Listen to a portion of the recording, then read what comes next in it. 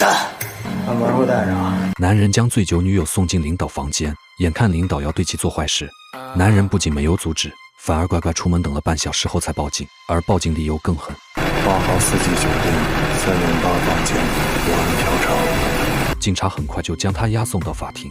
开庭时，许一成的辩护律师兰珠早已做好万全准备。他事先找到蒋曼芝，承诺只要对方将口供改成和许一成是情侣关系，就给他一大笔钱。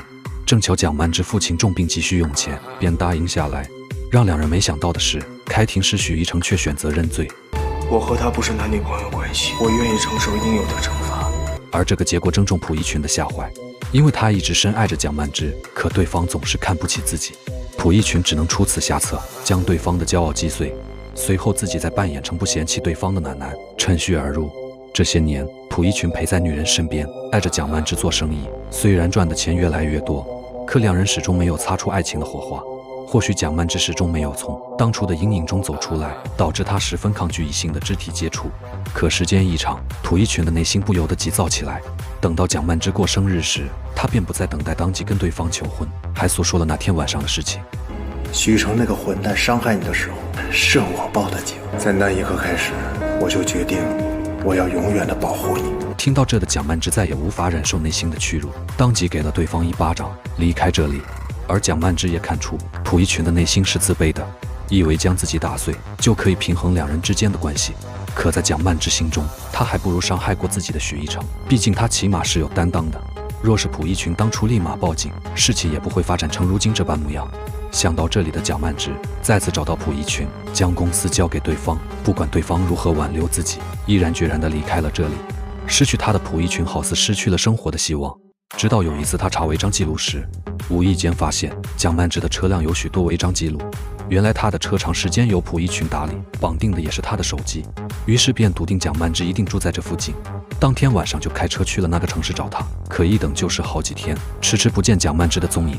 就在他绝望之际，他发现了已经出狱的许一成。蒲一群察觉出有些不对，直觉告诉对方许一成在这里出现绝不是偶然，于是便偷偷跟了上去，一直跟到对方的家中。让蒲一群没有想到的是，他心心念念的女人出现在对方的家中。她不叫潘金莲，却走了潘金莲的老路。女人把河豚毒素注进丈夫爱喝的酸奶里，随后放进冰箱。等她逛街回来时，丈夫柳牧阳早已趴在地上没了动静，而蒋曼芝却一脸平静地报了警。很快派出所的民警便赶到案发现场，进行了初步勘查和保护，得知柳牧阳的死亡原因正是河豚毒素中毒导致死亡。而通过网络搜索河豚毒素相关信息的蒋曼芝，毫无疑问地成为重大嫌疑人。然而在法庭上，蒋曼芝则声称河豚的毒素是买来自杀用的，再加上律师巧舌如簧的辩护，很快就把蒋曼芝的作案动机给推翻。而检察官也拿不出新的证据，案件就这样陷入了僵持。而上面的领导非常重视这个案件，很快就给检察官施加压力。就在对方一筹莫展之际，他的师姐带来一份重要线索。原来当初侵犯蒋曼芝的许一成跟被害人柳牧阳长相惊人的相似，可当他们前去审问蒋曼芝时，对方却矢口否认。然而当提到8年前的那件事，蒋曼芝的情绪当场失控，眼看在这里打不开突破口，于是便把目光放在辩护律师身上。而这位律师正是当初强奸案的辩护律师兰珠。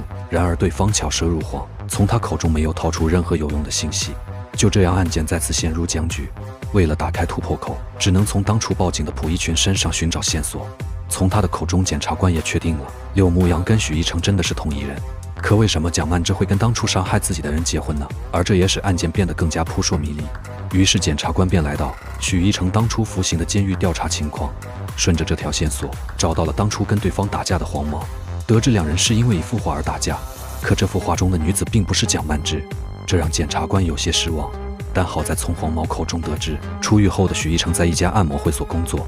检察官听后立马来到会所，从员工口中得知，许一成在跟一位女客户好上后便辞职不干，而这位女客户正是蒋曼芝。如今现有的线索也终于形成了一个闭环，可新的谜题又出现了。那么柳牧阳人是谁？然而当检察官再次审问蒋曼芝时，对方却玩起文字游戏。柳牧阳是我的丈夫，死掉的那个是许一成。眼看询问不出什么，检察官便离开了这里。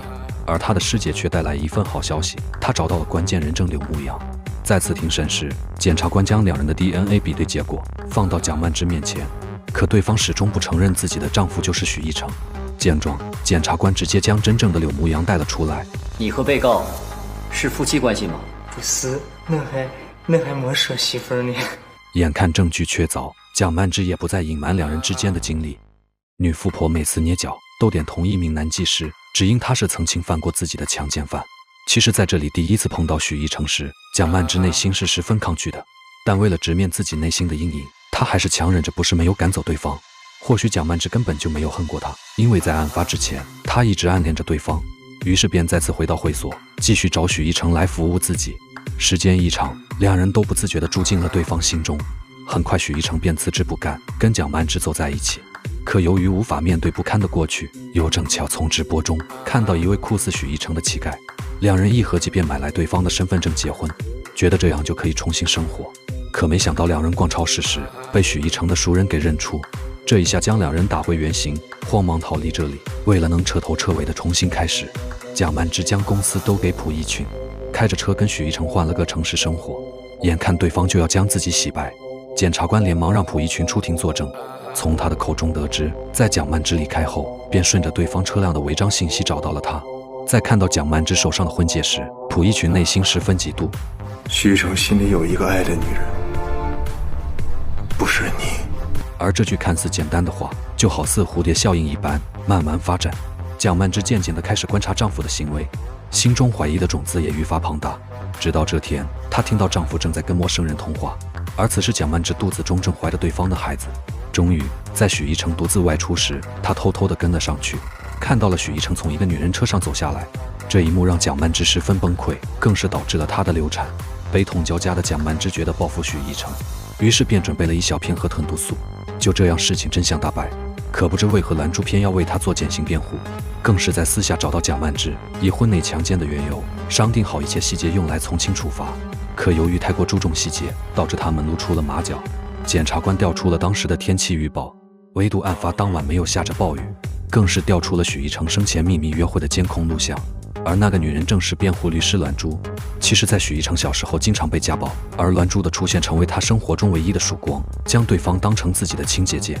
而那天许一成找到栾珠，只是为了分享自己妻子怀孕的喜悦，最后的拥抱便是姐姐送给弟弟真挚的祝福，却被蒋曼芝当作外遇。然而她却始终没有正面询问过丈夫，最终错杀了一位深爱自己的人。而蒋曼芝也因故意杀人罪被判处死缓2年。看起来可爱的河豚，体内却藏着无法预估的剧毒，虽然很美味，但却要小心翼翼剔除其中毒性。其实爱情也是小心翼翼，患得患失，一不注意就会酿成悲剧。